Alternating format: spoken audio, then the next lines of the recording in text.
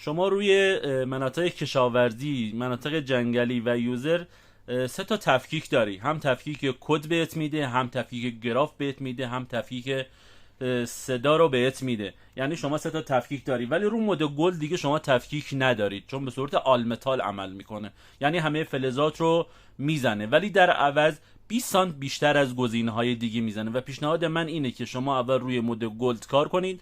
اگه صدایی رو گرفتید، مناطقتون کشاورزی بود، روی کشاورزی تفکیک میکنید. مناطقتون هم جنگلی بود، روی پارک تفکیک رو انجام میدی که میفهمی که فلزتون با ارزش یا بی ارزشه.